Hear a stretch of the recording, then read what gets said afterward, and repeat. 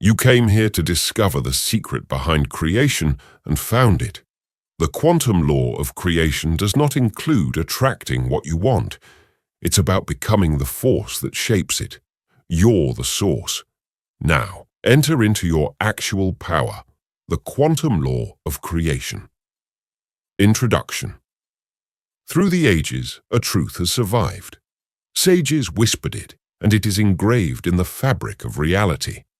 This fact, the quantum law of creation, goes beyond the basic physics of attraction to disclose the divine architecture of reality itself. It is not only about attracting experiences to you. It is about knowing that you are the source of all experiences. In its infinite wisdom, the cosmos functions as a living quantum field, a cosmic canvas ready to be painted with your mind. Every thought you have, every emotion you experience, and every identity you adopt becomes a command to this field. This is not a metaphor, but the most profound truth of existence. When you look up at the stars, your consciousness shapes reality. Please recognize that the same force that propels their dance also moves you. The ancients knew its power, building temples out of thinking and intention, not just stone. They understood that the exterior world is a shadow produced by the light of inner knowledge. You've held this power for countless lifetimes. However, it may have been dormant beneath the surface of everyday life. As you read these lines, experience a surge of familiarity deep within you. This is not new knowledge you gain, but eternal wisdom you remember. The quantum law of creation acts via 3 gateways: focus, identification, and vibration. Through focus, you may guide the force of creation. Via identification, you become the vessel of manifestation. Via vibration, you are tuned in to the frequency of your wishes. These are not abstract concepts to be grasped, but living principles to be embodied. As you progress through these chapters, you will realize that what the ignorant perceive as magic is the natural operation of universal law. The power you desire is not in some other realm. It pulsates within you, waiting to be acknowledged and expressed. Part 1. The Awakening. You are the architect of reality. Chapter 1. The Whisper in the Silence. Amid an ancient forest, where shadows dance with sunlight, there lived a young woman named Clara. Every morning, she would walk farther into the woods, seeking seclusion from the bustle of village life. On one such morning, she came across an old stone well, its walls adorned with symbols that appeared to pulse with buried meaning. Draw the wooden bucket upwards. Clara leaned closer to relieve your thirst, but as the water stilled, she gasped. She saw not her reflection, but visions of herself speaking to multitudes, curing the sick, and emitting a light that altered anyone who came near. The wells revealed not who she was, but what she may become. You too are standing at such a well, not of stone or water, but of consciousness itself. Beneath the constant clamor of daily thoughts comes a deeper river and timeless whisper that reveals your inner character. This whisper is the voice of the quantum field itself, always present and directing. Most people react to their circumstances and allow external events to mold their internal condition. But you are asked to take a different road, the path of realization in the interval between thoughts. The creative power that shapes universes can be found in the interval between breaths.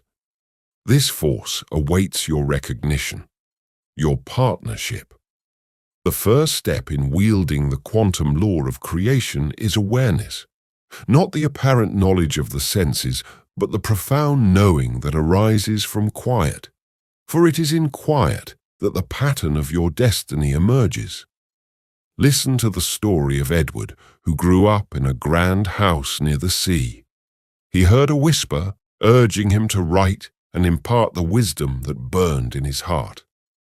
But fear won out, and he chose the road of safety, erecting wealth-based barriers that became his prison. Only in his final days he watched the sun set into the water. Did he realize entirely what could have been, the lives he could have impacted, the light he could have shared? However, your story does not have to be like Edward's. The same whisper that spoke to him now beckons to you. The ability to create, transform, form, and materialize flows through you, as certainly as blood through your veins. Sacred practice, the whisper of creation. Find a place where you won't be disturbed. Settle into a comfortable position and close your eyes for 11 minutes. Allow your breath to be your anchor as thoughts arise. Allow them to pass like clouds in the sky of your awareness. In this sacred quiet, ask what you want to be created through me with all of your being. When the time is up, open your journal and let the whispers of knowledge flow through your writing. Trust what arises, because it originates from the same source that directs the stars. Chapter 2. The Observer's Gift.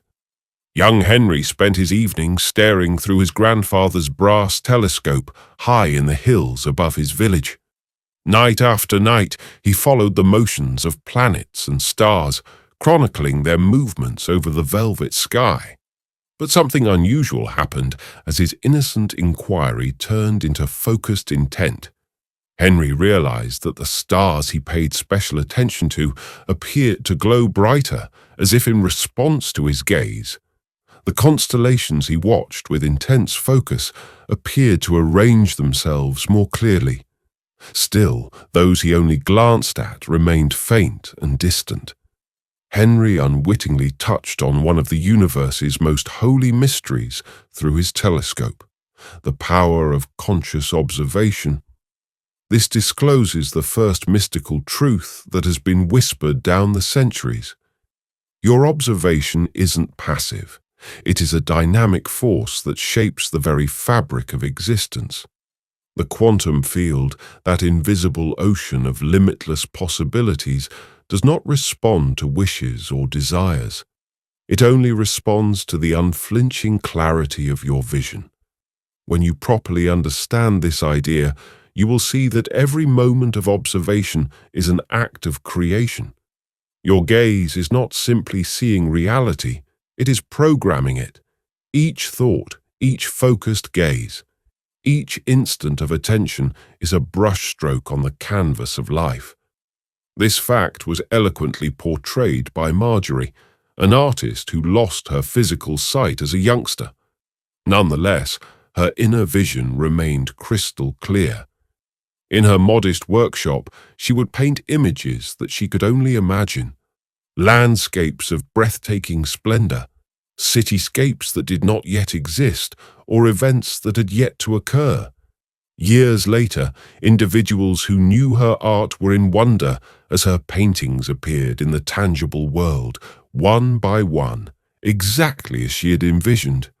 Marjorie's gift did not involve seeing into the future. It was perceived with such clarity and conviction that the future would have no choice but to follow her vision. She recognized that what she saw within would eventually manifest outside. This is the power you own right now. Sacred practice. Choose the desire that shines brightest in your heart.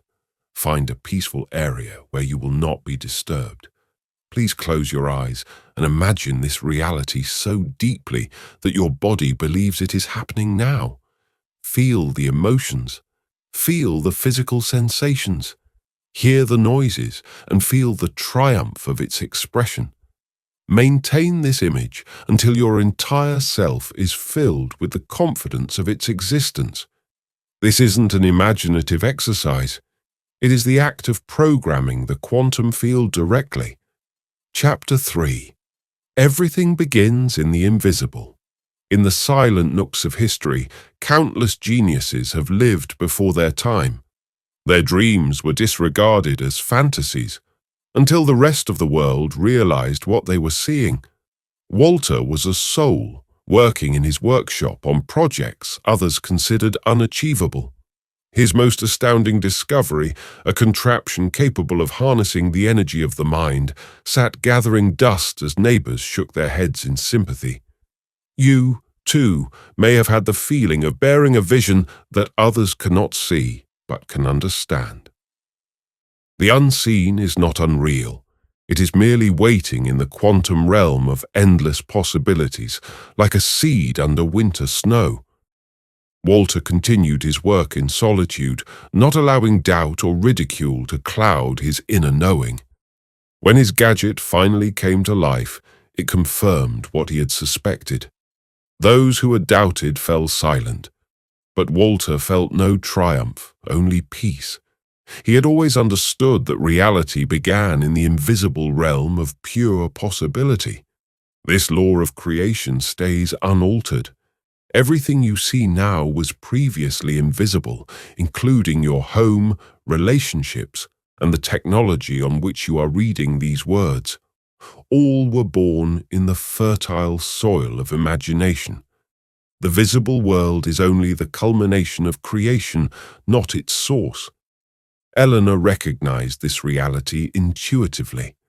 Every night, by candlelight, she would write in her leather-bound journal as if she were living a life that had not yet begun. She recounted in fine detail the sensation of strolling through her ideal home, conversations with souls that have not yet met. The work has not yet begun. Years have passed, and one day, while moving boxes in her new home, the one she had described, she discovered her old journal and read its chapters. Tears fell on the ink. She was living in her vision. You have this same power. The future you imagine is not a daydream. It's a blueprint ready to be developed. Your mission is not to make something out of nothing, but to manifest what already exists in the realm of pure possibility. Sacred practice. Start your invisible journal today. Light a candle each evening and write in the present tense about the life you want to manifest. Describe the external facts and the emotions, sensations, and subtle textures of your preferred existence. Read these lines aloud by candlelight, allowing them to sink into your soul. The cosmos will start to accord with your vision. This is the ancient method of creation, from unseen to seen, from thought to form, from dream to reality. Chapter 4. The Mirror of the Quantum Field. In the mists of time, a craftsman named Samuel lived, whose workshop housed more secrets than gears and springs. His hands sculpted time itself with the intricate circuitry of his clocks. But he saw something strange, a dance between his inner state and the outside world.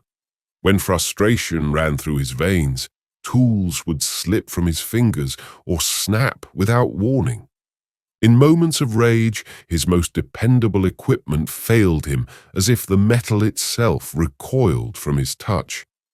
However, on days when he felt at ease, time appeared to bend to his will. The hours stretched like honey, delicious and copious, allowing him to do tasks that typically take days in mere moments. Samuel's experience reveals a fundamental fact about the cosmos. It reflects not your wants, but your nature. The quantum field answers to your identity rather than your request. Your emotional frequency generates resonance, which the cosmos must match. This is the law that controls all of creation. In another era, a seamstress named Beatrice realized this reality uniquely. Her needle danced through regal fabrics, but her true art was in the unseen thread. She incorporated whispered affirmations of power, wisdom, and grace into every seam. As she worked, she cherished the greatness she witnessed in others. Something beautiful began to unfold. The kings and queens who wore her robes were taller, spoke more wisely, and reigned with more compassion. However, the words embroidered onto the cloth did not transform them. Beatrice's unshakable vision of their highest selves, Her complete understanding of their potential fueled their brilliance. The cosmos responds not to what you want, but to the energy you emit. Your self-concept serves as a mold for reality to pour into. Like Samuel's workshop and Beatrice's embroidery, your surroundings shape themselves to match your inner mood perfectly. Sacred practice. For the next 7 days, stand in front of your mirror at sunrise or sunset. Look deeply into your eyes and express the truth about who you are becoming. Not who you want to be, but who you recognize yourself as, at your center. Please speak with the authority of someone who controls reality itself. Watch as the world begins to reflect this declaration, as it has no choice but to mirror your frequency inside the Creator's frequency. In a little village surrounded by ancient hills lived a musician named George who never spoke. His silence, however, conceals a secret that will reveal a universal truth about the essence of creation itself.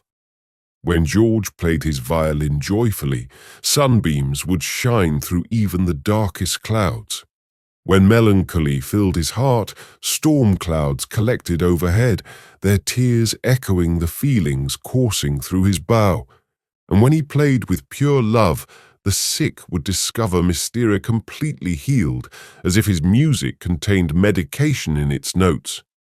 You and George are continually emitting a frequency into the quantum field.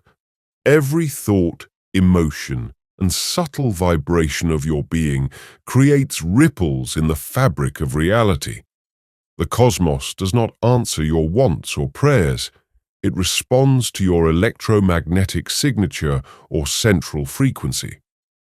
This truth is highlighted by the story of Agnes, who lived alone in her lighthouse on the storm-beaten coast.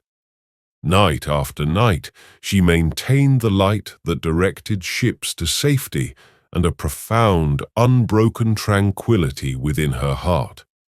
During the most violent storms, ships would somehow find their way to a haven near her tower when other lights failed. The sailors described a magical quiet that would settle on the waters surrounding her lighthouse, as if the peace within her heart formed a haven in the actual world. They didn't realize Agnes had mastered the art of frequency. Her emotional state became a beacon far stronger than any physical light. You see, the cosmos acts as a giant mirror, reflecting not what you ask for, but what you emit. Your emotional frequency serves as the foundation for the creation of reality. When you comprehend this, you'll see that manifestation isn't about asking, begging, or confirming. It is about becoming. Just as George's violin produced, whether it matched his heart's song and Agnes's peace, calm, or stormy seas, your prevailing emotional state influences the world around you.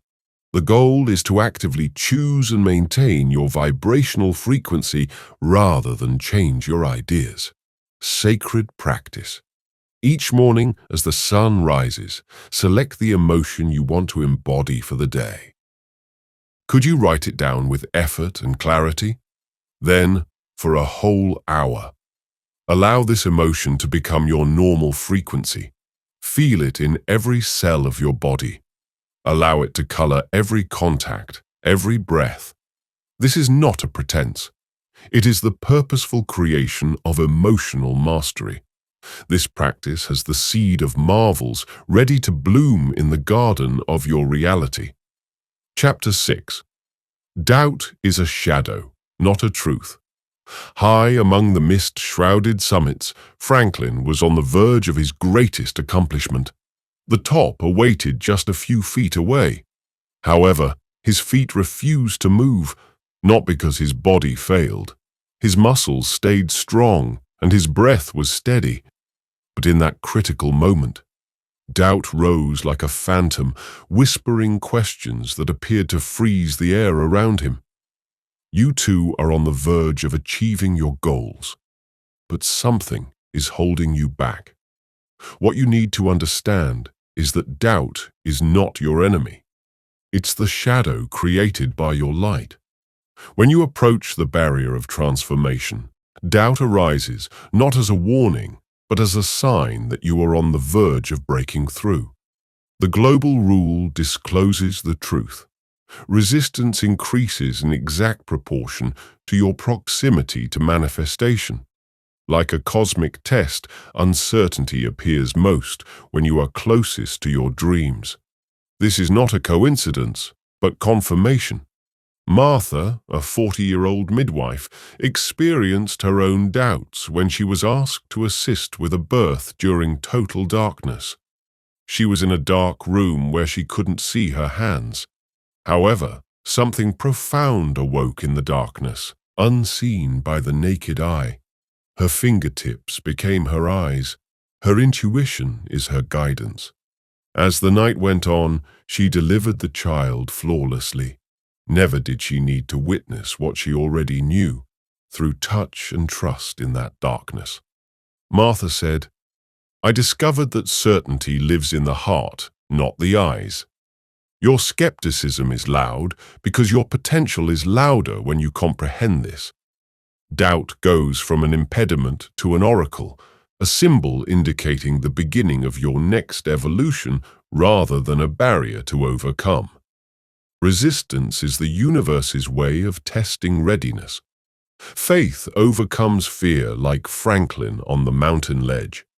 You can feel paralyzed by the whispers of uncertainty.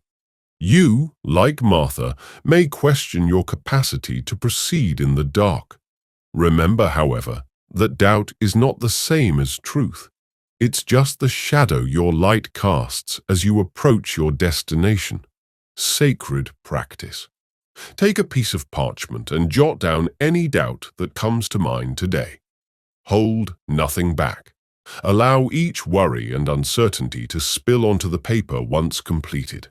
Light a candle and burn the paper as you speak these words aloud. This isn't my truth.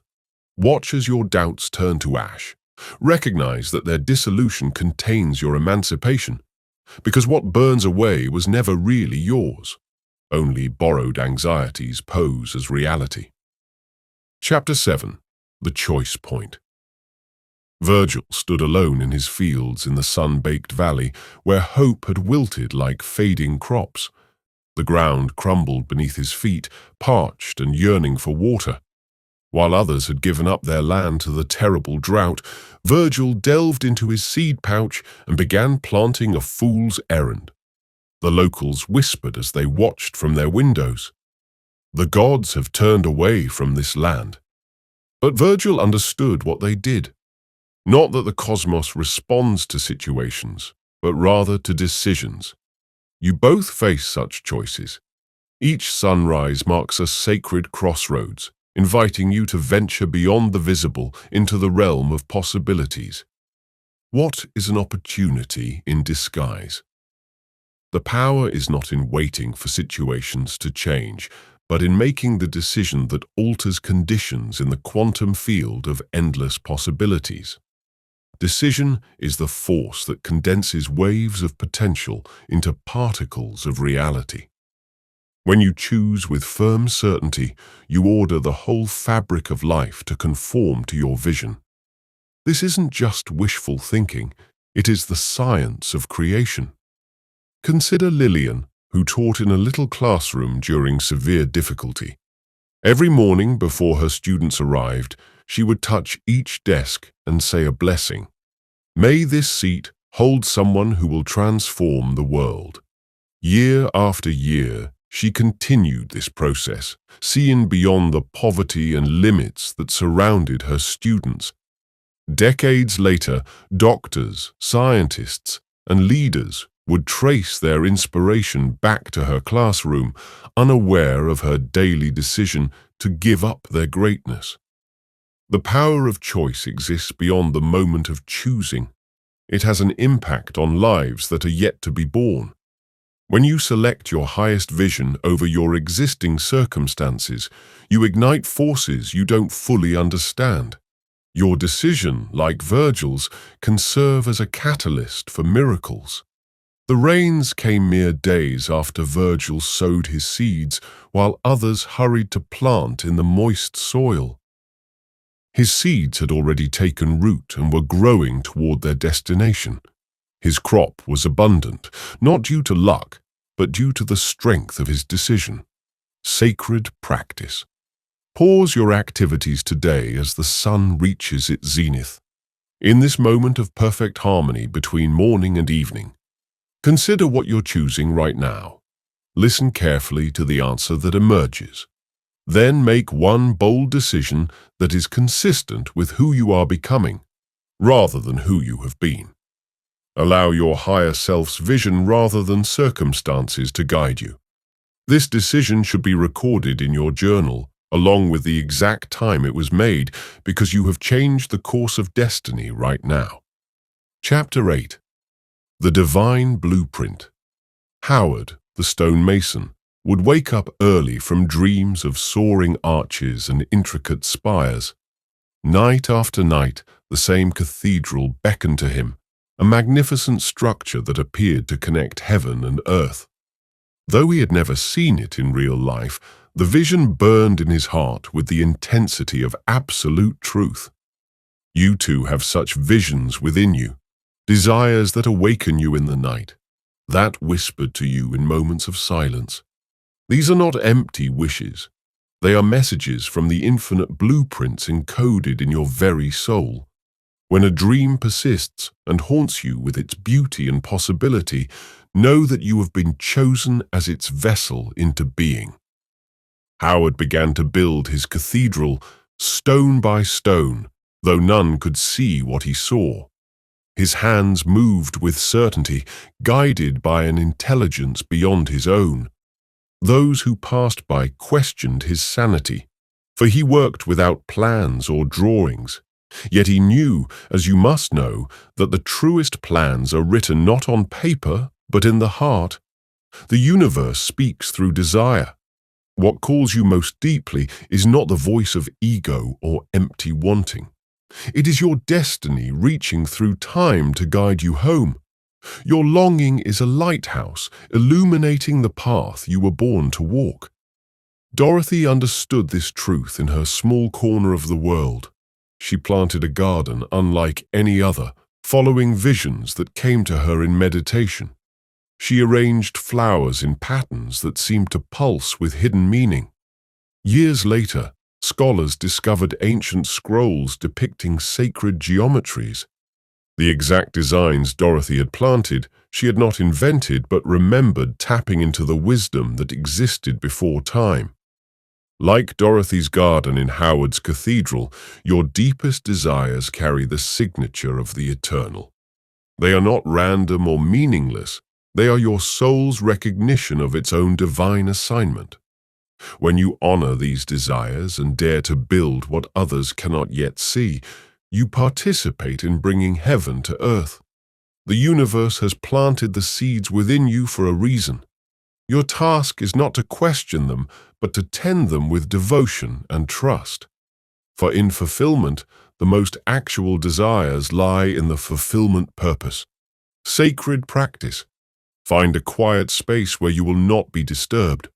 Light a candle with a pen and paper. Write a letter to your deepest desire as if it were a living presence, a wise guide who has chosen you as its guardian. Begin. Beloved, desire. I acknowledge you as a sacred messenger. Ask what it needs from you to come into being. Write without censoring or judging. Let the wisdom flow through you. When complete, hold the letter to your heart and feel the resonance of truth within your body. Keep this letter as a covenant between you and the divine intelligence that speaks through your desires. Chapter 9. Time is an illusion. Now is the portal in the heart of an ancient city. Milton tended to his timepieces with meticulous care.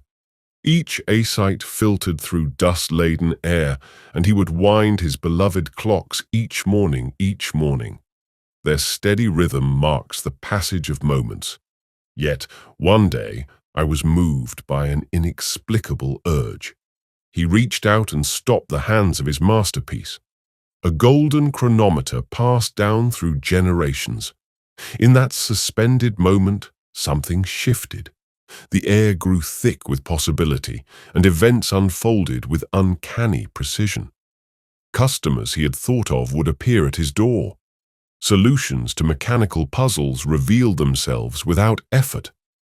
Milton discovered that by stepping outside the stream of linear time, he had access to a realm where all possibilities converged. You stand at this same threshold now, the eternal moment. This now is not merely a point between past and future, but the source from which all realities emerge. When you root yourself in presence, time becomes clay in your hands, malleable and responsive to your consciousness. The past you carry exists only in memory. The future you fear or desire lives only in imagination. But this moment, this eternal now, is where all power resides. It is the only point from which creation is possible. Rose understood this mystery. Each morning, she would sit in her garden at precisely 7:17, entering a state of complete presence.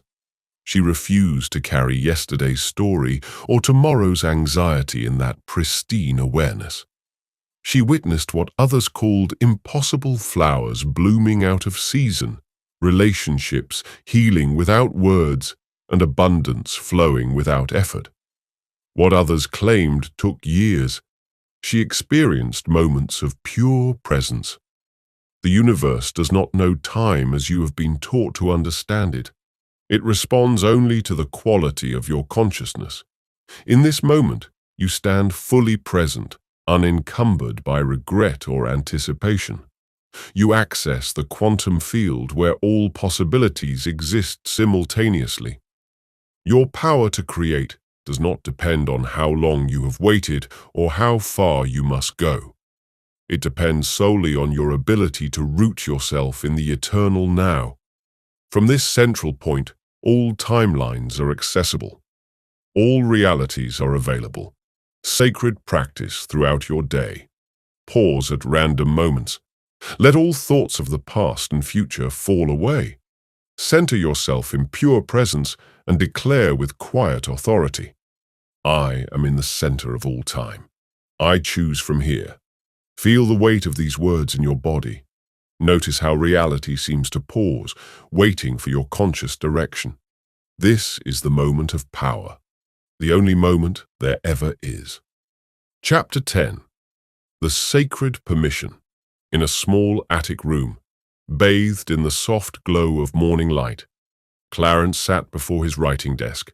Manuscripts filled every drawer, stories woven with dreams, characters breathing with life, yet hidden from the eyes of the world.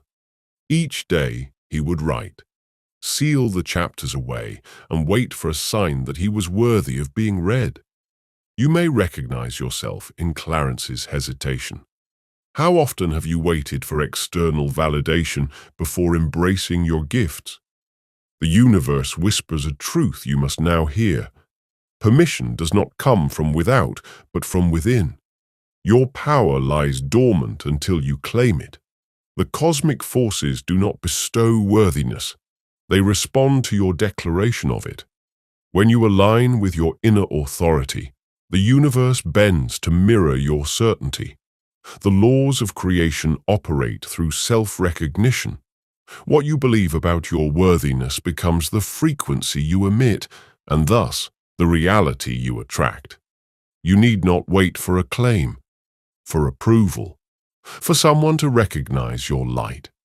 You need only decide in a small village lived Pearl, whose bakery filled the streets with aromas that seemed to carry blessings. People spoke of how her bread brought comfort and how her pastries sparked joy. Pearl would smile knowingly when asked how she infused such magic into her creations. She had never sought permission to share her gift. She never questioned if she was qualified to bless others through her craft. Standing before her ovens one morning, she had decided, I am a vessel for divine nourishment. Every loaf she baked carried her unwavering certainty in its crust from that moment. Your gifts, words, healing, art, or wisdom are not waiting for the world's approval. They are waiting for your decision to honor them as sacred. The moment you declare your divine right to create, serve, prosper, and shine, the universe begins to arrange itself around your certainty. Sacred practice. As twilight approaches, light a single candle in a quiet space. Let its flame remind you of your inner light, the one that needs no external permission to shine. Stand before it, feet planted firmly on the ground, and speak these words with the authority of your soul. I permit myself to receive all that I have called forth. Feel the power of self-authorization coursing through your being. Let the candlelight witness your declaration of worthiness. Part 2. The practice aligns with the quantum current. Chapter 11 is considered the first vibration in the hushed corridors of an ancient library. Ruth moved gracefully among towering shelves of leather-bound wisdom before placing each book in its home. She would pause, close her eyes, and whisper words of blessing. May you find the one who needs your truth. What began as an intuitive ritual soon revealed a deeper law of creation. You stand now at the threshold of understanding how thoughts shape reality, not as mere wishful thinking, but as the primary substance from which all manifestation emerges. Through Ruth, simple practice, a profound truth unveiled itself. Thoughts carried with reverence hold a magnetic force that mere mental chatter cannot match. The universe responds not to your thoughts' volume, but to their coherence. When you scatter your mental energy across 1,000 concerns, you dilute your creative power. But when you hold a single thought with clarity, nurture it with emotion, and sustain it with unwavering focus, you create a resonance that the quantum field must answer, in the quietude of his study. Stanley unrolled blueprints, yellowed with time. His weathered hands traced the lines of buildings that now pierce the sky. Structures he had first built in the sanctuary of his mind decades ago. Each tower, each arch, each graceful curve had existed first as a sustained thought, held with such clarity that reality had no choice but to conform. Your thoughts are seeds planted in the fertile soil of consciousness. Yet, not all seeds sprout with equal vigor. Those watered with scattered attention wither, while those nourished with focused intention flourish. The difference lies not in the thought itself, but in the quality of awareness behind it. When you understand this law, you treat your thoughts as sacred emanations rather than casual occurrences. Each focused thought becomes a prayer, each clear intention, a command to the cosmic forces that shape reality. Sacred practice. Select one thought that represents your most profound truth. Write it in your journal with deliberate strokes, feeling the weight of each word. Return to this thought at the striking of each hour. Sit with it in silence. Infuse it with the warmth of your emotion. Let it fill your being. Hold it with the same reverence until it becomes more real than what your eyes can see. Ruth gave her books the same certainty. Stanley gave his design. In this focused devotion, you forge the first link in the creation chain. Chapter 12. The feeling is the frequency of manifestation. In the depths of winter, Harriet stood before her mirror, throat tight with years of silence. Once, her voice had soared through opera houses, touching souls with its pure resonance. Now, she lived in the shadow of that memory, until one night when the music stirred within her again. You must understand that creation flows not from thought alone, but from the electric current of feeling. As Harriet closed her eyes that night, she didn't merely remember her voice. She felt it vibrating in every cell. By morning, notes poured from her lips like they had never left, carrying the same power that had once moved audiences to tears. The universe responds to vibration before words, to feeling before form. You become a tuning fork when you align your emotional frequency with what you wish to create. That reality must match. This is not a metaphor, but a quantum law. Emotion generates a measurable field that influences the very fabric of existence. Bernard knew this truth without knowing its name.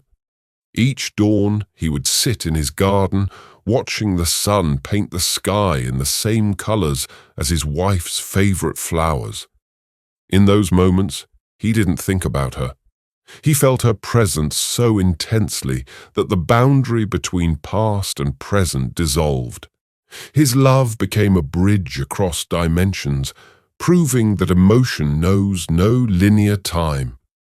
You have been taught to dismiss feeling as a mere sentiment, to elevate thought above all else. Yet the ancient wisdom whispers otherwise.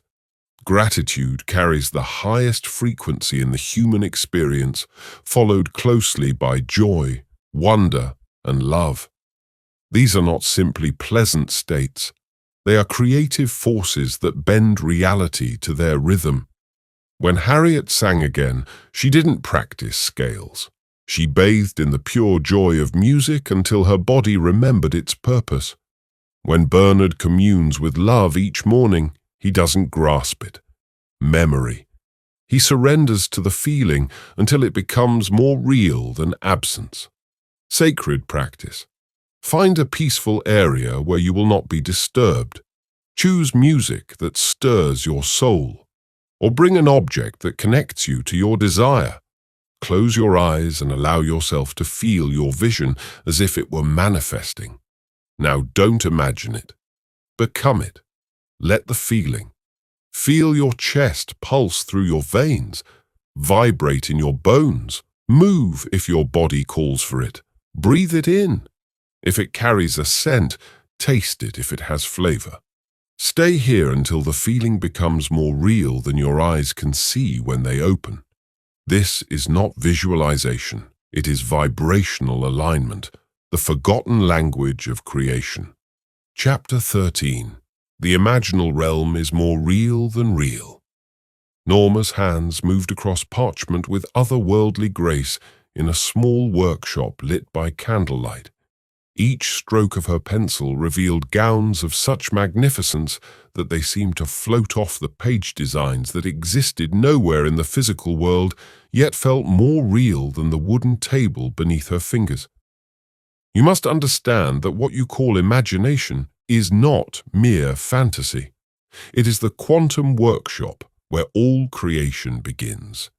The imaginal realm exists as surely as the chair you sit upon, though it operates by different laws. Here, in this sacred space between thought and form, everything that will ever manifest must first take shape. Norma didn't simply sketch dresses. She entered a state of consciousness where the designs already existed, waiting to be discovered. She saw every detail, the way the light caught the beating, how the fabric moved with each step, the precise shade of midnight blue that would make a queen's eyes shine. Within months, a royal messenger arrived with a commission that matched her visions exactly. Gerald's story speaks to this same truth. In his mind, he built an entire village in the cold confines of his orphanage bed, not as an escape, but as a prophecy. Each night, he walked its streets, knew its people, and felt the warmth of its community. He crafted every detail.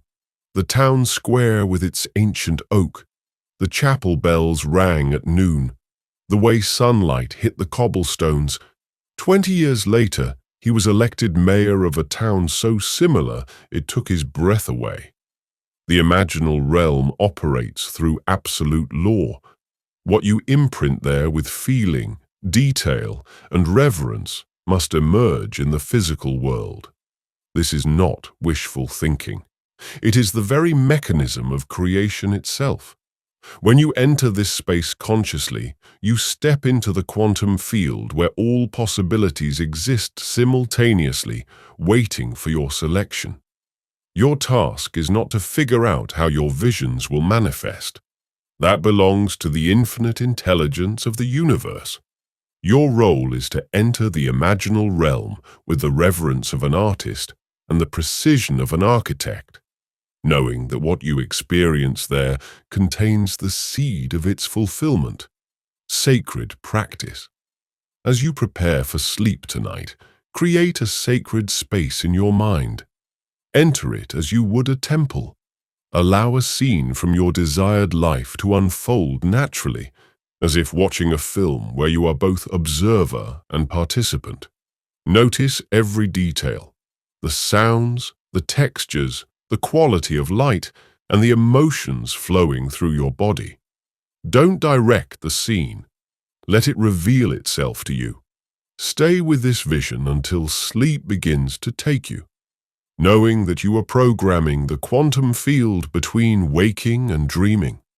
The boundary between imaginal and physical grows thin here, allowing your vision to take root in the soil of reality. Before we get into the next chapter, you can download a free ebook version of this audiobook using the link in the pinned comment below. This video, Chapter 14, Aligning Your Identity with the Outcome. In a small diner on the edge of town, Doris carried more than plates of food. She had the presence of the acclaimed author she knew herself to be. Each morning before her shift, she dressed in elegant attire that seemed out of place behind a counter. Yet something magnetic about her demeanor drew others in, as though they sensed the transformation before their eyes. You must grasp this fundamental truth. Manifestation flows not from what you want, but from who you are. The universe responds not to your wishes, but to your self-conscious script, the living, breathing identity you embody moment by moment. When Doris began speaking with the quiet confidence of a successful writer, sharing insights about character and plot with her customers, she wasn't pretending she was becoming.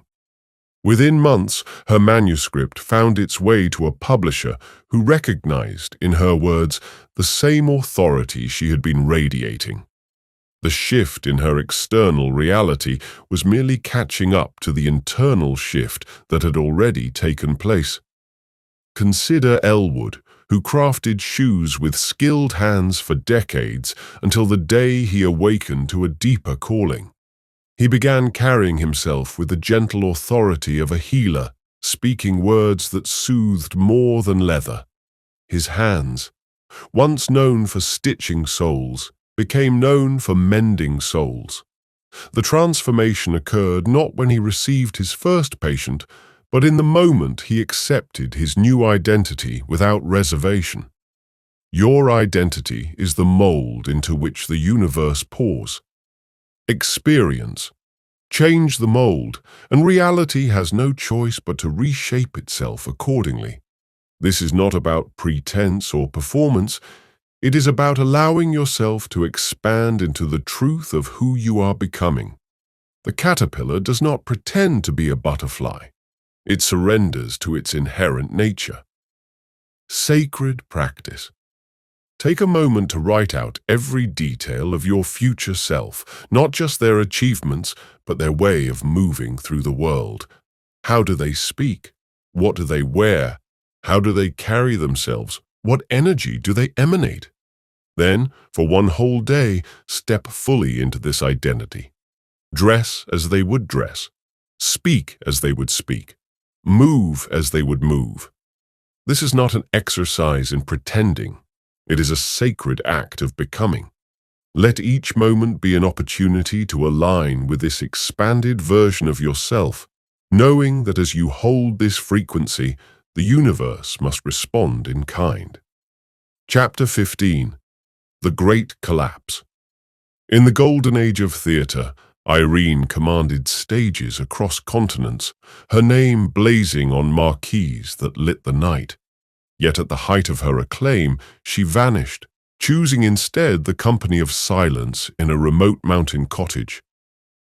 This choice, which seemed like madness to the world, held the most profound wisdom within it. You stand now at a similar threshold. The universe whispers that you must first release your grip on the old to embrace the new. This is not mere change, it is sacred dissolution, a death that precedes rebirth. Like a beloved but outgrown garment, your current identity must be laid down with honor. When Irene stepped away from applause, she discovered something profound in the quiet. Her authentic voice in letting go of who she had been created space for who she was becoming. The process was not painless. Identity. Death never is. Yet in this dissolution lay the seeds of transformation. Consider Roy, who had worn the mantle of warrior for so long it had become his skin. His hands knew only how to grip weapons until he chose to open them to the soil. Instead, on land where he once stood guard, he began planting olive trees. Each sapling represented not just new life, but the death of an old way of being as he buried his hands on the earth. He buried the soldier he had been, allowing a gardener of peace to emerge. Your transformation awaits. This same courage. The stories you've carried, the roles you've played, the beliefs that have defined you. These are not your essence. They are costumes you once needed, but now must be released. Feel the grief of this letting go, for it is sacred. Honor what has been. The universe cannot fill a full vessel even as you create space for what will be. Your willingness to empty yourself and stand naked of old identities is the very invitation creation requires. This emptying is not loss, but preparation for abundance. Sacred practice. Find a quiet moment as the sun sets. Take paper and pen and write a letter to the self you are releasing. Pour into it all your gratitude for how this version of you served, all your grief in letting go, all your understanding that this death serves life. When complete, either bury the letter in the earth or burn it with reverence. As you watch it transform, speak these words. I release who I have been making space for, who I am becoming. Chapter 16. Symbols, Rituals, and Sacred Repetition. Virginia worked silently in a small village known for its exquisite pottery, her hands moving with practiced grace upon every vessel she created. She carved an ancient symbol, 3 intersecting circles within a square. This wasn't mere decoration. It was a bridge between worlds, a conversation with the infinite. You too possess this power of sacred repetition. The universe speaks not through words alone, but through symbols, gestures, and devoted action. These become the language through which you commune with the quantum field. Each time Virginia's fingers trace this symbol, she strengthens its power. Reinforced through countless repetitions, her belief transformed a simple marking into a catalyst for abundance. Her pottery didn't just carry water or hold flowers, it carried blessings. Those who purchased her work often spoke of unexpected fortune flowing into their lives. The subconscious mind, that vast ocean beneath your conscious awareness, responds not to logic, but symbol and ceremony. It is moved by what you do consistently, reverently, with focused intention. This is why Herbert, the keeper of the town's clock tower, unknowingly became a channel of prosperity for his entire community. Every dawn for 5 decades, Herbert climbed the tower's spiral stairs. He would touch each of the 4 corners, bowed to the rising sun and wind, the ancient mechanism with the same careful movements. He never spoke of this ritual. It was private, sacred, and natural as breathing. Yet his devotion became a force that shaped reality. The town flourished, protected by his silent ceremony. Through their stories, you glimpse a profound truth. Repetition is not mundane. It is magical. When you perform an action with unwavering faith and imbue an object or gesture with meaning through consistent attention, you create a resonance in the quantum field. This resonance attracts corresponding realities. The ancients understood this. Their temples were built on ceremony. Their lives are ordered by ritual. They knew that sacred repetition was not superstition, but science. The science of impressing consciousness upon matter. Sacred practice. Select one object, word or gesture that calls to your soul. It might be a crystal, a ring, a specific movement of your hand, or a word in any language. Hold it in meditation for several minutes, filling it with your highest intention. Declare silently through this sacred object word gesture.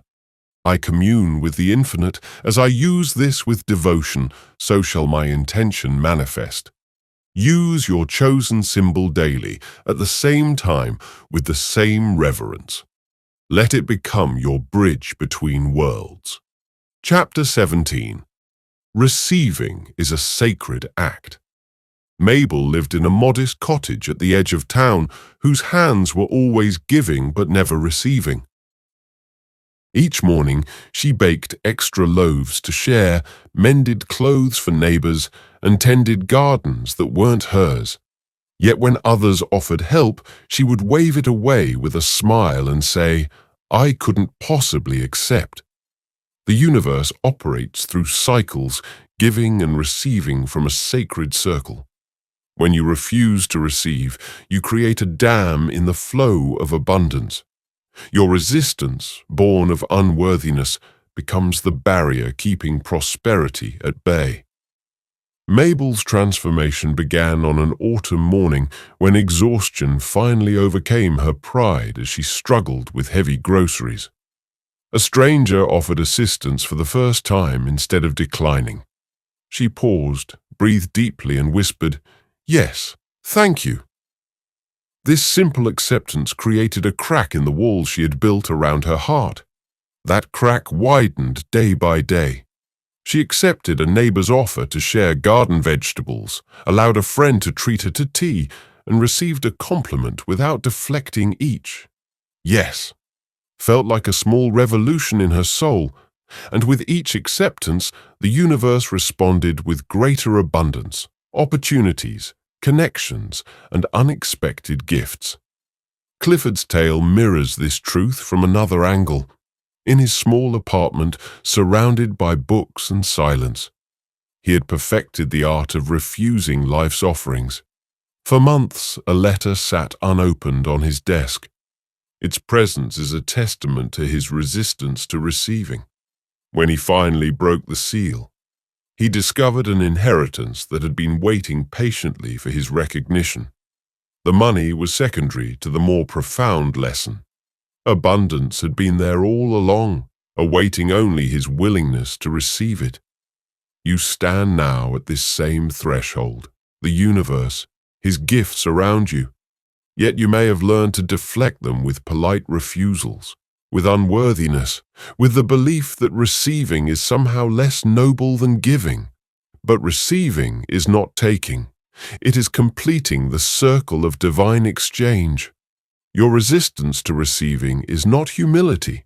It is a form of control, a way of keeping yourself small when genuinely open to receive. You honor the giver. You complete the cycle and allow the quantum field to flow unimpeded through your life. Sacred practice for the next 7 days. Practice receiving with grace. When someone offers help, a gift, or a compliment, pause, breathe, and thank you. After each instance of receiving, place your hand on your heart and whisper, "I am worthy."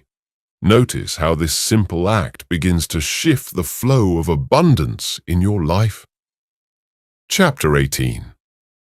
The resistance is the gateway to the heart of the city's most prestigious dance studio.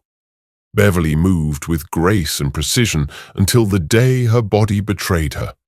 A torn ligament brought her flowing movements to an abrupt halt as she sat in the empty studio. Her reflection in the mirror spoke of limitation and loss. You, too, may find yourself at such a crossroads where what once flowed freely now meets resistance. Yet within this very resistance lies a sacred message that most fail to perceive. The universe speaks through obstacles, using them not as barriers, but as bridges to higher understanding. Something remarkable emerged when Beverly finally stopped fighting against her injury and began listening to it instead.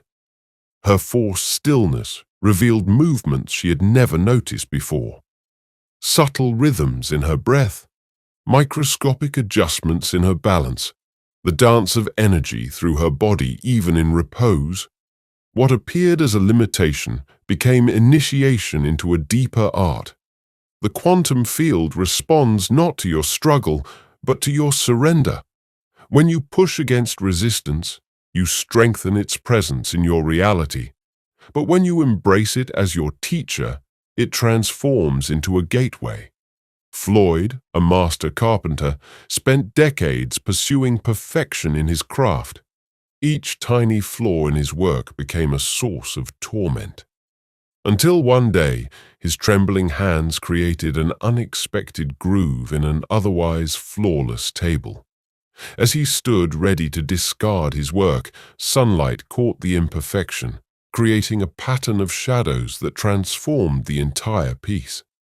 That table, with its beautiful flaw, became his most celebrated creation.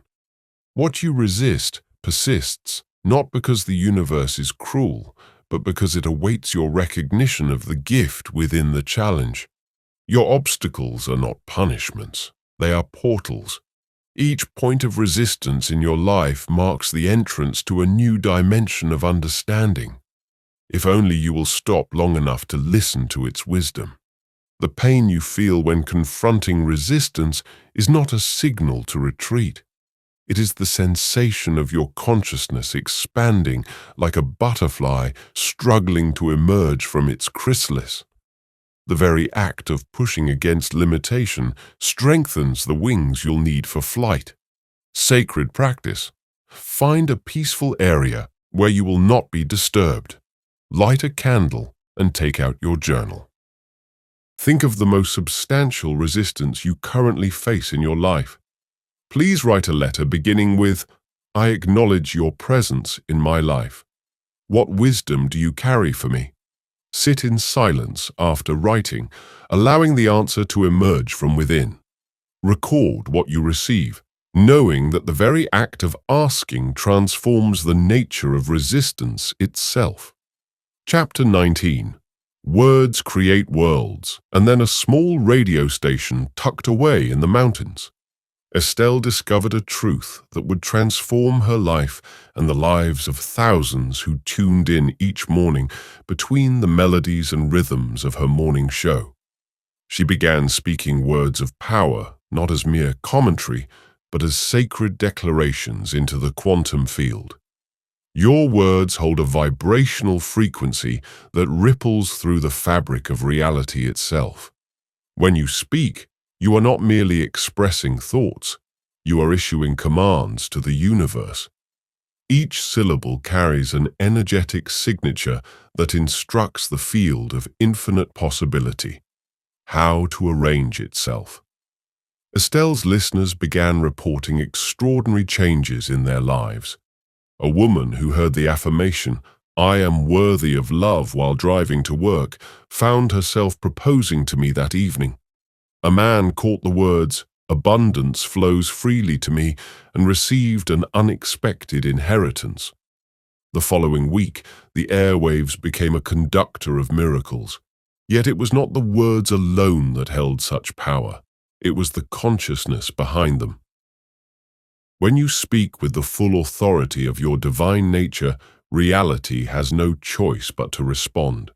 This is the forgotten science of sacred speech, known to the ancient masters, who understood that creation began with a word in a village far from Estelle's radio waves.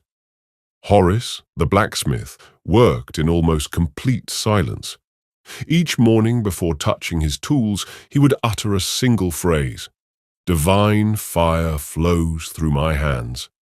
Nothing more. But those who sought his craftsmanship spoke of items that seemed to carry a blessing, tools that never broke, blades that stayed sharp beyond their time, metalwork that appeared to glow with inner light. The power lies not in quantity, but in quality. A single word was spoken from the depths of your being, carries more creative force than 1,000 spoken in doubt. Your voice is an instrument of creation, and when you align it with universal truth, you activate forces beyond ordinary understanding. Like a master musician who draws forth ethereal melodies from a simple string, you can orchestrate reality through the sacred tones of your speech. When you speak with unwavering conviction, each syllable becomes a seed planted in the fertile soil of infinite possibility, destined to bloom into manifestation. This is why the ancient mystics guarded their words so carefully, understanding that every utterance carries the weight of creative potential. Sacred practice. Select 3 phrases that resonate with the core of your being. Write them on parchment with intention. At sunrise, speak the first phrase while facing east, feeling its vibration in every cell of your body at noon. Stand in full sunlight and declare the second, allowing its power to merge with the sun. Zenith at sunset. Speak the third phrase as a sacred seal upon the day. Maintain this practice for 7 days, observing how reality begins to align with your declarations. Chapter 20. Living as if the quantum leap. In the soft light of dawn, Ida would secretly slip into the magnificent gown she had crafted while others saw an apprentice. She moved with the grace of a master designer. Each step affirmed who she truly was, not pretending but remembering. For the quantum field responds not to what you wish to become, but to who you already are. In the depths of your being, you must understand this sacred truth. The future you yearn for exists now, waiting only for you to step into alignment with it. When you embody your vision with unwavering certainty, time begins to bend. The universe recognizes no distinction between what is and what could be. It knows only the frequency you emit at this moment. In a small cottage at the edge of town, Otis laid out 2 plates each morning, fresh bread, honey, and tea for 2. Though he dined alone, others whispered that grief had taken his reason. But Otis knew better. He was not hoping. He knows. Each morning ritual was a declaration to the quantum field. His daughter would return, and in return, she did. On a misty autumn morning, she was drawn home by a force she couldn't explain. This is the power of embodiment. Not an act of imagination, but a shift in the very fabric of your being. When you live as though your desire is already manifest, you create a resonance that the universe must match. It is the law as certain as gravity, as inevitable as dawn the following night. Your physical reality is merely a shadow of consciousness, a reflection cast upon the screen of time and space by the light within. Change the consciousness, and the shadow must change. This is an immutable law that governs all creation. This is why those who understand this principle live from the result, treating their desire not as a future possibility, but as a present fact. They know that what appears in the outer world is an echo of inner truth, and by dwelling in the consciousness of fulfillment, they command the forces that shape existence. Sacred practice. Choose an hour when you will not be disturbed. Create a sacred space, perhaps with candlelight or soft music. Now, step fully into your future self. How does this version of you breathe? How do they move through space? What thoughts occupy their mind? Let every gesture, every word, every breath align with this truth. Do not break character for the full hour. You are not practicing. You are remembering who you truly are. The universe will have no choice but to reflect on this reality, for it is law. Part 3 is mastery. You and the universe are one. Chapter 21. The Reality Bender. Silas ran his fingers across the piano keys in the dimly lit jazz club, finding the sacred progression that seemed apart. The veils of reality. Each time he played these particular notes, G minor, D7, C major, and A diminished. The world around him began to shimmer with possibility. It wasn't the music he was creating. It was reality itself. You possess this same power to bend the fabric of existence. The world you see is not fixed. It is responsive to the frequency you emit through your consciousness. When you truly grasp this truth, you realize that adaptation was never the goal. You are not here to fit into reality. You are here to shape it. The quantum field responds not to what you do, but to who you are being in each moment. Your presence, your certainty, your unwavering knowing. These are the forces that mold the malleable substance of existence. Like Silas at his piano, you always play the tune that reality must dance to in a small garden on the outskirts of town. Luella stood among her roses, her presence more commanding than any storm cloud. When others checked weather reports, she declared that the sun would shine at noon, and it did. When drought threatened, she whispered to her flowers, "The rain comes tomorrow." And it came. She had transcended asking. She had become one with the power of declaration. This is the depth of your authority. Reality bends to your consciousness when you stand rooted in quantum awareness. Every thought you think, every word you speak, every feeling you embody. It is a command of the universe. There is no separation between the observer and the observed. You are the creator at the center of your world. Sacred practice. Rise tomorrow with this, knowing you are a reality. Bender. Move through your day with the quiet authority of one who understands that each gesture shapes the quantum field. Speak your words with the certainty that they are programming reality. Walk as though your footsteps are creating the path before you. Do not hope, do not wish, do not ask. Declare no and command. The universe will respond not to your requests, but to your unwavering certainty in the malleability of existence. When you enter a room, know that your presence alters energy when speaking. Know that your words are restructuring the field of possibility at ease. When you focus your attention, know that reality must shift to align with your awareness. This is not practice.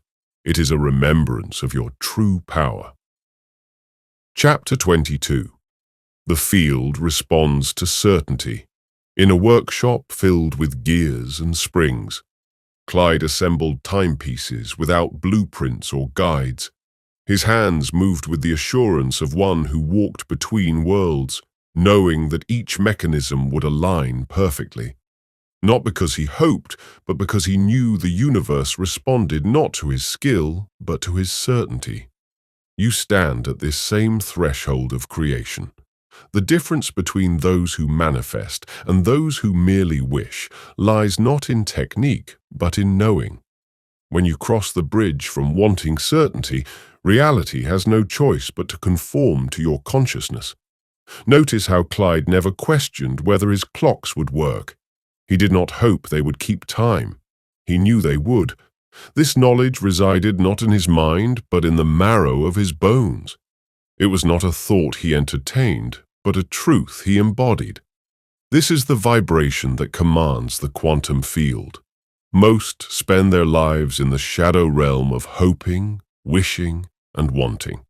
They pray for outcomes, plead with the universe, bargain with destiny. But you are called to a higher law, the law of knowing. When your consciousness shifts from desire to certainty, the universe must respond. It has no other choice. Ramona traveled from town to town, speaking words that transformed lives. She never asked if healing would occur. She knew it would. Her certainty was not arrogance. It was aligned with universal law. As she laid hands upon the sick, her words carried the weight of absolute knowing. You are whole, she would declare, and bodies would align with her declaration, not because she was special, but because she had crossed the threshold from hoping to knowing. This is your invitation to step beyond the realm of wishes into the kingdom of certainty. The universe does not respond to your prayers or your pain, it responds to your knowing. When you declare from this place of unshakable certainty, reality itself must bend to accommodate your consciousness. Sacred practice. Select one area of your life where transformation is calling, instead of hoping for change. Embody complete certainty in its unfolding. Create a declaration that carries the weight of absolute knowing. It is done. This is mine. I am this now. Speak this truth throughout your day, not as an affirmation, but as a declaration. Let your words carry the force of one who knows what they speak must manifest. The universe will respond not to your desire, but to your certainty. For Chapter 23, you are the cause of the effect in the quiet halls of an aging school. Leonard moved with deliberate grace. His mop traced circles on worn linoleum floors each morning before students filled these corridors. He would whisper blessings into the emptiness. Peace flows through these halls, he would say, or love dwells in every corner. Over time, something shifted. Teachers noticed fewer fights, less tension, more laughter. The change seemed mysterious to all but Leonard, who understood the ancient truth. We do not live in the world lives in us. You are now ready to grasp this fundamental principle of creation. Every circumstance you encounter is not happening to you. It is happening to you. The quantum field does not create your reality. It mirrors your consciousness. When you shift your inner state, the outer world must realign to match it. As Leonard blessed those halls into harmony, you can bless your world with new configurations. But this power demands responsibility, a willingness to see yourself not as a victim of circumstances, but as their author. Every experience, encounter, and situation arises from the depths of your consciousness. Consider Nettie, who wrote her heart's poetry in chalk on her porch each dawn, letting rain wash away her words by nightfall. Years later, she discovered her exact verses in a published collection written by someone she had never met. Her creative force had rippled through the quantum field, finding expression through another vessel. This is not a coincidence. It is causation at its most subtle level. You see, the universe operates not through chance, but through resonance. Whatever vibrates within you must find its mirror in the external world. Your inner state is not private. It is broadcast into all possibility, calling forth its matching circumstances. When you encounter discord, look not to the world, but to yourself. When you face limitations, examine not your circumstances, but your consciousness. You are not receiving life. You are creating it moment by silently broadcasting your deepest beliefs and expectations. This is not about blame. It is about power.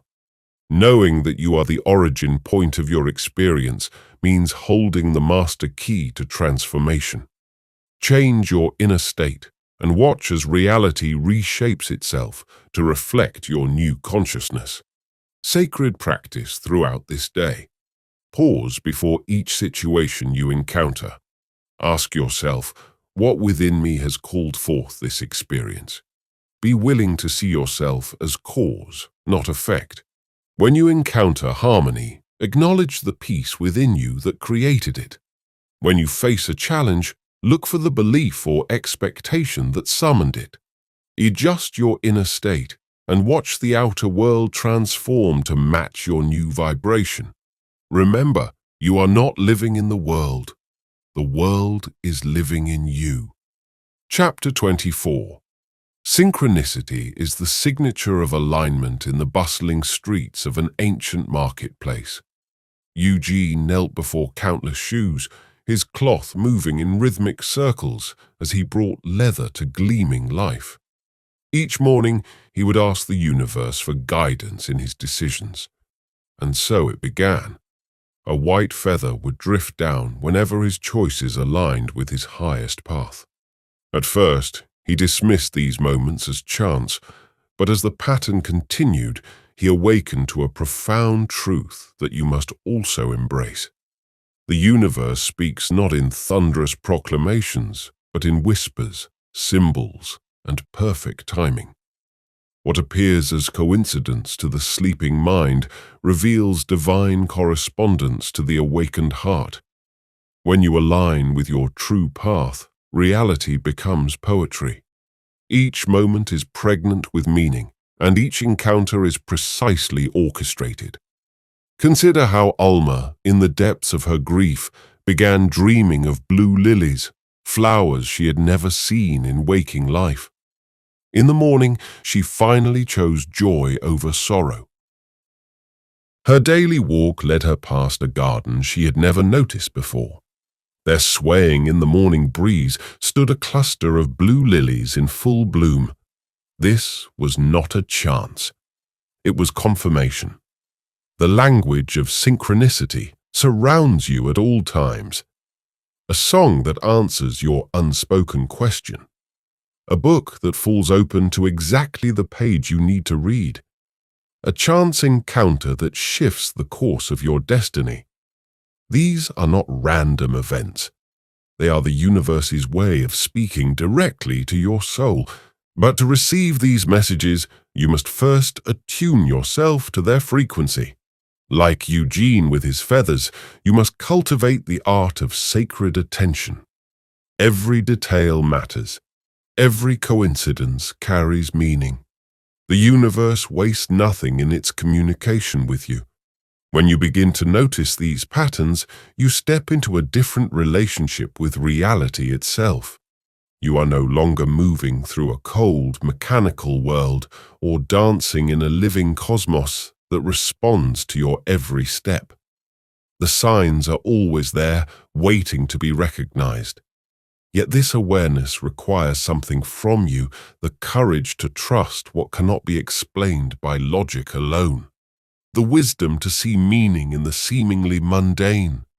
The willingness to follow where these divine breadcrumbs lead sacred practice. Keep a synchronicity journal by your side today. Record every meaningful coincidence, every strange timing, every recurring symbol or number. Note the thoughts you were holding when these signs appeared before sleep. Read your entries with gratitude, understanding that each synchronicity was a love letter from the universe, confirming your path and guiding your next step. Chapter 25. The universe has no delay, only preparation. In a small attic room lit by a single lamp, Harold sat surrounded by rejection letters. Each morning, he would walk to his mailbox, heart racing, only to find another no. 37 times the universe seemed to close its doors. Yet, on the 38th morning, an acceptance arrived, dated mysteriously from the day he sent out his first submission. You see, time is not what you believe it to be. It does not flow in the linear stream your mind perceives. What appears as delay is often divine preparation. In this sacred interval, your consciousness aligns with the reality you seek to manifest. Remember that the universe operates in perfect timing when you stand amid apparent waiting. Your task is not to force the door open, but to become the person who walks through it naturally. Every not yet is not ready. Not because you lack worth, but because your emergence is still unfolding. Consider Lorraine, whose arms ached for a child for years.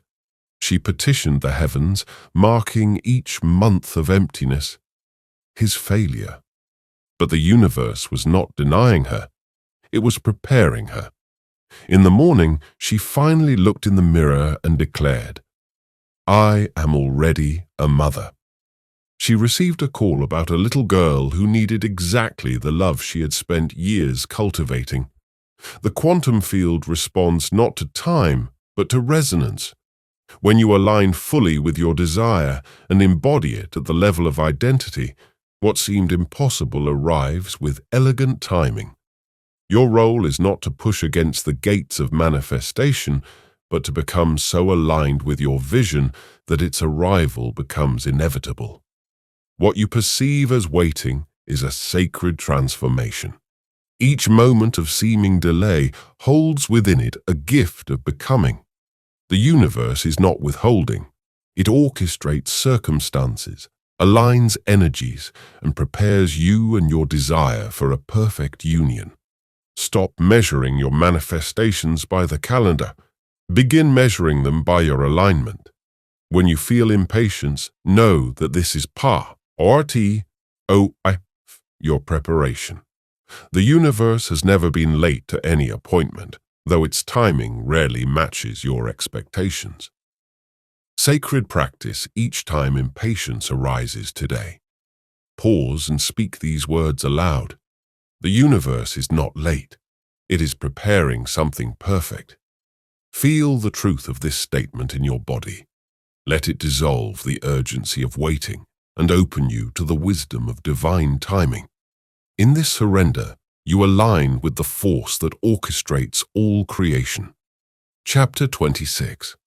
Wealth, health, and love are not rewards, but reflections. In the shadows of a dimly lit pawn shop, Russell stood, his empty wallet held between trembling hands. Like autumn leaves, his wealth had scattered to the winds of circumstance. Yet in that moment of most profound loss, an ancient wisdom stirred within him not to curse the emptiness, but to bless it. You see, abundance flows not from external circumstances, but from internal alignment. When you stand before apparent emptiness, you face a sacred choice to see lack or to see potential. The universe mirrors not what you want, but what you are about what you seek. Russell began a ritual, one that seemed foolish to those who watched. Each morning, he would hold his empty wallet to his heart and whisper words of gratitude, not for what was, but for what he knew to be true in the quantum field. "You are a vessel of infinite abundance," he would say, treating each crease in the leather as a channel for prosperity. Within weeks, opportunities began to materialize. A forgotten debt was repaid. A business partnership emerged. His wallet, once empty, became a conductor of prosperity, not because he had earned it, but because he had aligned with it. Consider Mildred, whose needle danced through the fabric in the quiet hours before dawn. Into each hymn, she wove whispered blessings. The wearer of this dress walks in grace. Abundance flows to her naturally. She is worthy of all good things. Those who wore her creations reported mysterious windfalls, unexpected opportunities, and profound shifts in fortune. The dresses became known as garments of transformation, not through any outer magic, but through the frequency of abundance she had sewn into every stitch. You see, lack is not a condition to be overcome, it is an illusion to be seen through. When you stand before an empty bank account, a vacant home, or an unfulfilled dream, remember, these are not measures of your worth, but invitations to align with the truth of universal abundance. The quantum field responds not to your need, but to your state of being. When you treat yourself as worthy and move through the world as though abundance already flows through you, you alter the very fabric of reality. This is not a pretense. It is an energetic truth, a sacred practice today. Choose one area where you have felt lacking. It might be in wealth, love, health, or opportunity. For the next 24 hours, treat this area as though it is overflowing with abundance. Dress as though prosperity flows through you. Speak as though you lack nothing. Move through your day like the universe has already provided everything you need. This is not an act. It is in alignment with the truth of your being. For in the quantum field, what you embody becomes what you experience. Chapter 27 collapses the conditions. Command the outcome in a dimly lit casino. Victor sat at the poker table, his chips arranged not by value but by intuition.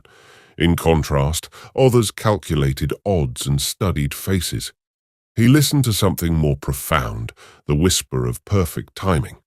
His most significant wins came not from strategy, but from surrender to the moment all possibilities converged.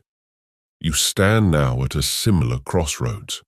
The universe awaits, not your careful planning, but your sovereign decision. When you release your grip on how and when infinite paths open before you, your task is not to micromanage destiny, but to hold the vision while releasing attachment to its unfolding. Victor understood this truth. He never questioned the means of his victory. He knew it was assured. His certainty created a field of probability that the universe rushed to fill. By releasing conditions, he allowed magic to flow through paths he could never have calculated. Consider Esther, whose brush never touched canvas until the vision was complete within her. She painted masterpieces without preliminary sketches, studies, or safety nets. Other artists required. Her finished works emerged exactly as she had seen them in her mind, not because she controlled every stroke, but because she trusted the journey while holding firm to the destination.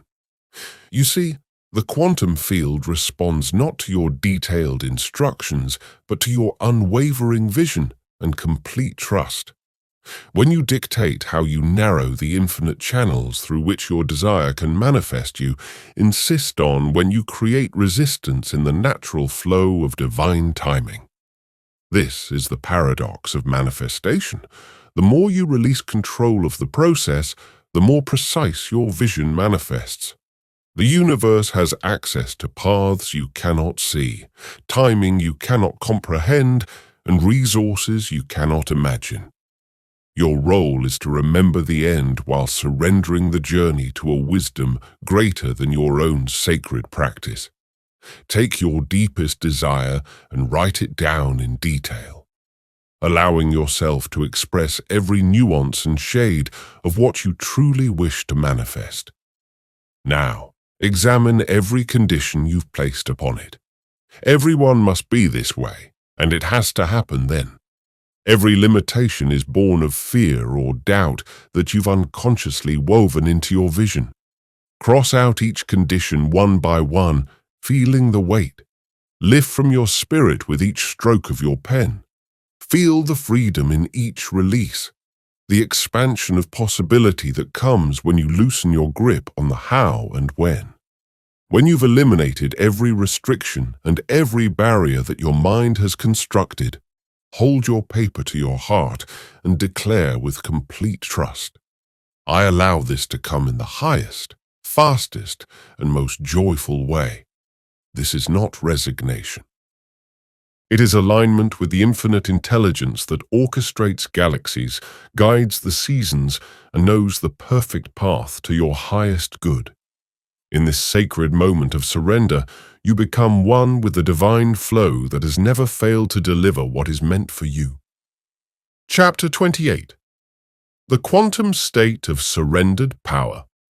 In a small chapel among ancient oaks, Frederick stood before his congregation, his voice, once powerful and resonant, now reduced to silence. For 30 years, his sermons moved hearts and transformed lives. Now, stripped of speech, he faced his most outstanding teaching. You too stand at this threshold of sacred surrender. The universe asks not for your striving, but for your release. In letting go, you activate a power far greater than control could ever achieve. Frederick learned this truth in the depths of his silence, where once he had carefully crafted every word. Now he stood in his presence. His congregation began to feel something more profound than speech, a transmission of pure spirit. They spoke of feeling more connected to the divine in his silence than ever through his words. June, a woman who had inherited a precious necklace from her grandmother, felt called to give it to a stranger she met at dawn. The necklace had been her anchor, her connection to her lineage. In releasing it, she trembled not from loss, but from the electric current of divine alignment that moved through her. Within days, she discovered ancient scrolls in her attic, revealing spiritual teachings that had been lost to her family for generations. This paradox now beckons you in surrendering what you grip most tightly. You create space for something more significant to enter. The universe cannot fill hands that are already full.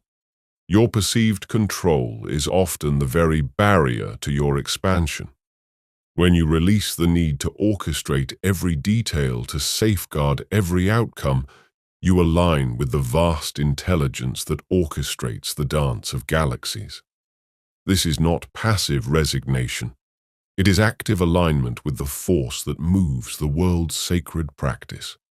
Select one area of your life where you feel the grip of control most strongly. A relationship, career, decision, or long-held dream that you've been trying to force into being. Please light a candle in a quiet space, allowing its gentle flame to represent the eternal wisdom that guides all things. Write a letter of complete release to the universe on pure white paper, holding nothing back. Pour all your fears, expectations, rigid timelines, and limiting conditions into it. Let every word be an offering, a sacred act of trust. Express even those doubts you've been afraid to acknowledge, knowing they must be released. Sign in with these words. I surrender this to divine orchestration, knowing that what returns will far exceed what I release. Feel the profound truth of these words as you write them. Place this letter on your altar in a sacred space, near a window where moonlight can touch it, or beside objects that hold spiritual significance.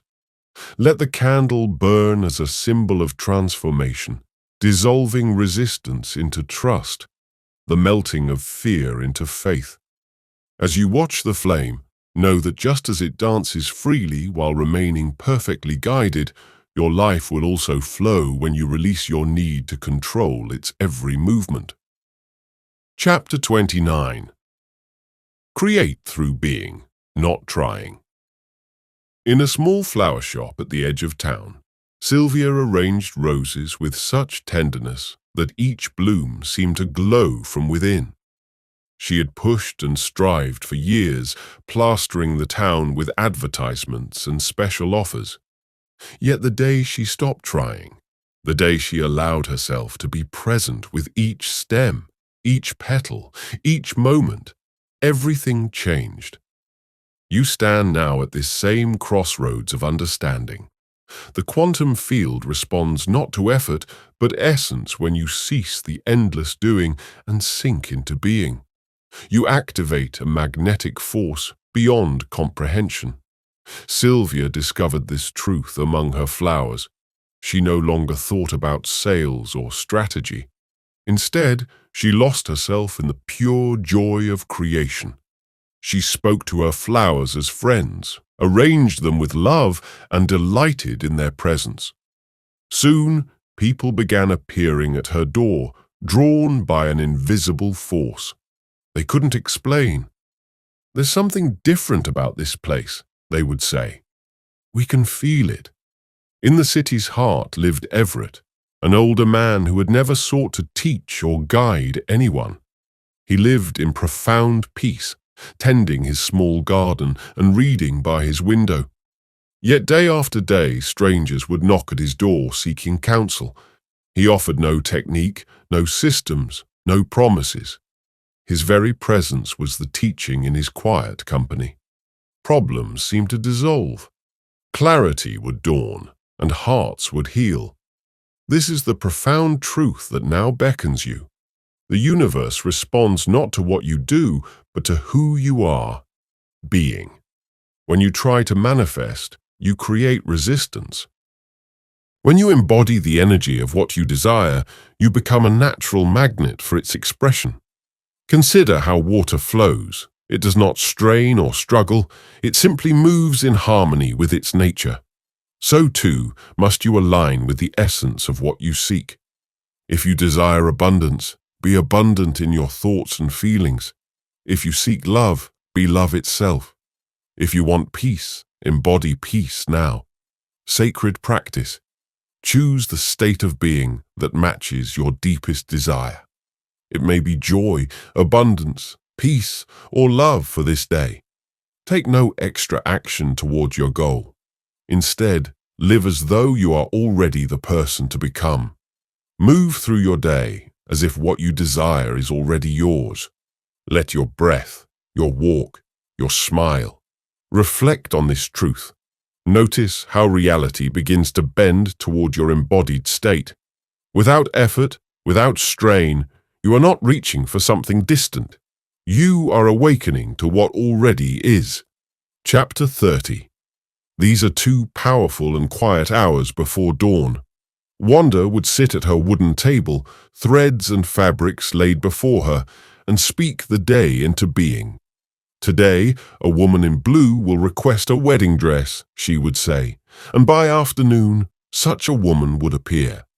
The wind will carry news of joy. She would whisper, and letters of celebration would flutter through her window.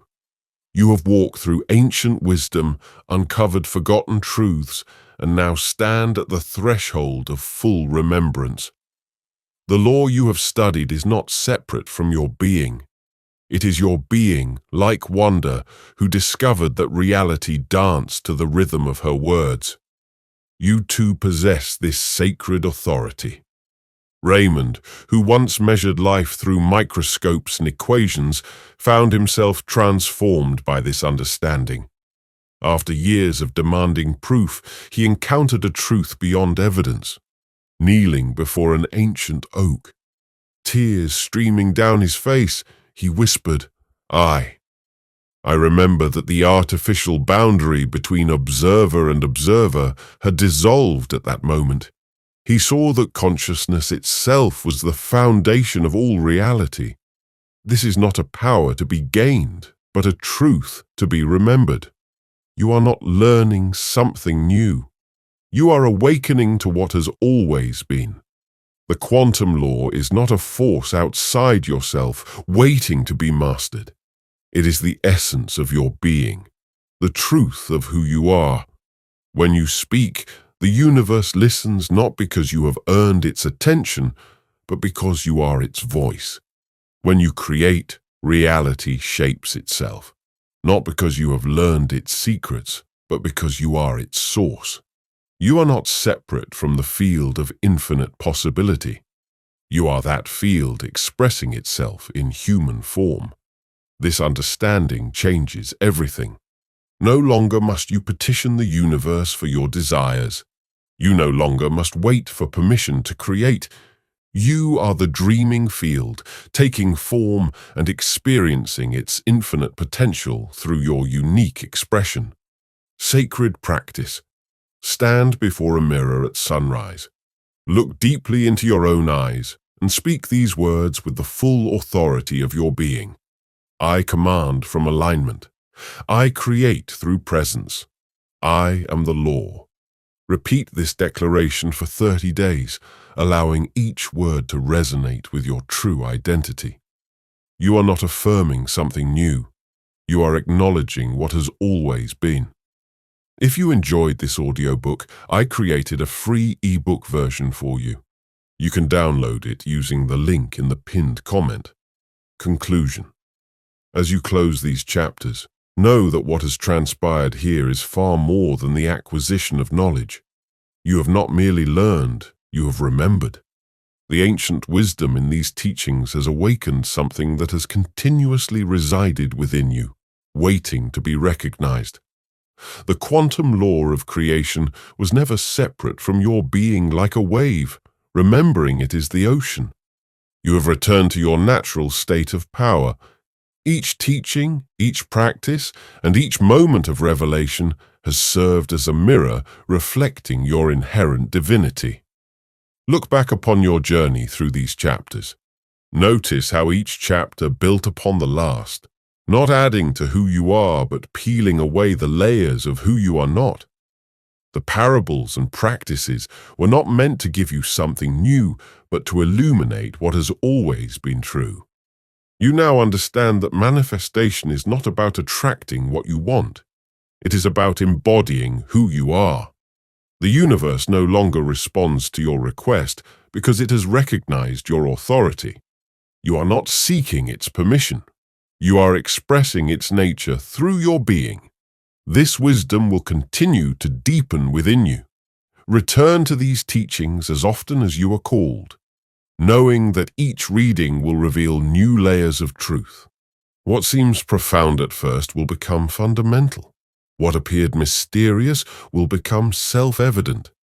You have transcended the role of seeker and stepped into your true identity as a creator. The power you once searched for now flows through you as naturally as breath. Every moment is an opportunity for creation. Every thought, a seed of manifestation. Every choice, a declaration of your divine authority. Remember, you are not learning to use the law. You are the law expressing itself through human form. This is not the end of a journey, but the beginning of your authentic existence. As the conscious creator, you were always meant to be. If you enjoyed this exclusive audiobook, I handpicked this next book, which will change your life.